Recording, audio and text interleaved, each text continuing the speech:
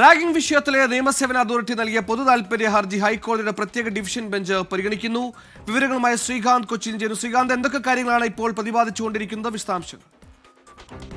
നേരത്തെ KELSA Kerala legal service authority ഒരു ഹർജി നൽകിയതാണ്, ഒരു പൊതു താൽപര്യ ഹർജി നൽകിയതാണ്. ഈ റാഗിംഗ് ഉയർന്നു വരുന്ന കേസുകൾ അത് പരിഗണിക്കുന്നതിന് ഒരു പ്രത്യേക ബെഞ്ച് വേണം എന്നതടക്കം അവർ മുന്നോട്ട് വെച്ചതിന്റെ അടിസ്ഥാനത്തിൽ ഡിവിഷൻ ബെഞ്ച് രൂപീകരിച്ചിരുന്നു കോടതി. അതിന്റെ അടിസ്ഥാനത്തിലാണ് ഈ കേസുകൾ മുഴുവൻ കോടതി പരിഗണിക്കാൻ തുടങ്ങിയത്.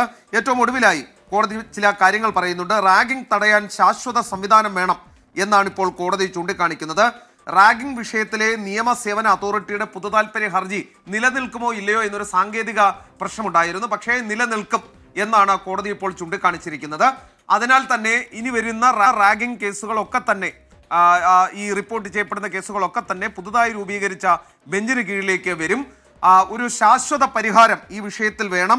അത് മാത്രമല്ല, റാഗിംഗ് തടയാൻ ഒരു ശാശ്വത സംവിധാനം തന്നെ വേണം എന്ന് കോടതി പറയുന്നു. മറ്റൊന്ന്, ഒരു വരുന്ന നിയമത്തിന് കീഴിൽ പ്രത്യേകമായി ചട്ടങ്ങൾ, ഈ റാഗിംഗ് തടയുന്നതിന് വേണ്ടിയുള്ള ചട്ടങ്ങൾ രൂപീകരിക്കണം എന്ന് കോടതി പറയുന്നു. UGC ചട്ടങ്ങളുടെ കൂടി പശ്ചാത്തലത്തിൽ വേണം പുതിയ ചട്ടം രൂപീകരിക്കേണ്ടത് എന്നുകൂടി കോടതി പറഞ്ഞു വെക്കുന്നു. കാരണം സിദ്ധാർത്ഥന്റെ മരണവുമായി ബന്ധപ്പെട്ടും കോട്ടയത്ത് നഴ്സിംഗ് കോളേജിലെ പ്രശ്നവുമായി ബന്ധപ്പെട്ടുമൊക്കെ വിവരങ്ങൾ കോടതിയുടെ മുന്നിൽ എത്തിയിരുന്നു. ഇതിന്റെ അടിസ്ഥാനത്തിലാണ് കോടതിയുടെ നടപടികൾ.